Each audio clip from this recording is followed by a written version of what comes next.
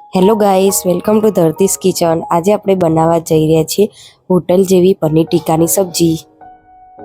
પહેલાં તો આપણે ડુંગળી કટ કરી દઈશું। એમાં થોડા મરી, થોડા તજ અને થોડું લસણ ઉમેરીશું। પછી એ બધી વસ્તુને મિક્સર જારમાં ક્રશ કરી દઈશું। હવે કડાઈમાં 2 મોટી ચમચી તેલ ગરમ થવા માટે મૂકી દઈશું।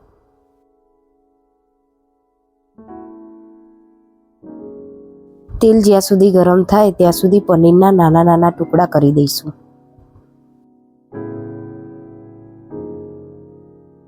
હવે તમે જોઈ શકો છો કે તેલ ગરમ થઈ ગયું છે। એમાં પનીરના ટુકડાને એડ કરી દઈશું।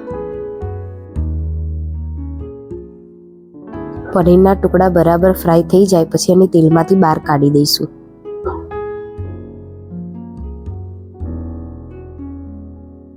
પછી એ જ ગરમ તેલમાં આપણે પનીર ટીકાનો વઘાર કરીશું। તો વઘાર કરવા માટે સૌપ્રથમ આપણે ડુંગળીની તૈયાર કરેલી ગ્રેવી એડ કરીશું।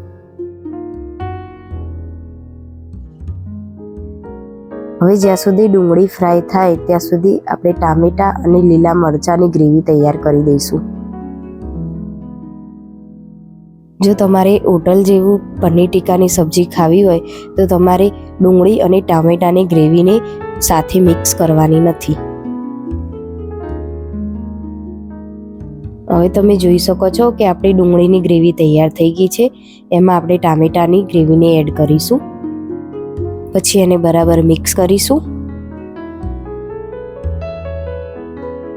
પછી આપણે એમાં મસાલા ઉમેરીશું, જેવા કે કાશ્મીરી લાલ મરચું પાવડર, હળદર પાવડર, ધાણા જીરું પાવડર, સ્વાદ પ્રમાણે મીઠું અને બધું બરાબર હલાવી દઈશું। હવે જ્યાં સુધી ગ્રેવીમાંથી તેલ ઉપર ના આવે ત્યાં સુધી એને બરાબર હલાવતા રહીશું।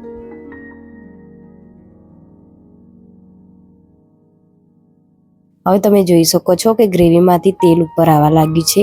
એમાં આપણે ફ્રાય કરેલા પનીરના ટુકડા ઉમેરીશું અને બરાબર હલાવી દઈશું। સબ્જીને ધીમા ગેસે થવા દઈશું।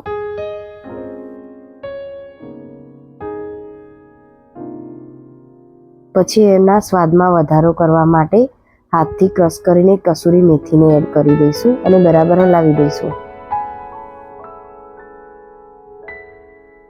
પછી એમાં થોડું પાણી ઉમેરીને 10 મિનિટ સુધી ધીમી આંચે થવા દઈશું।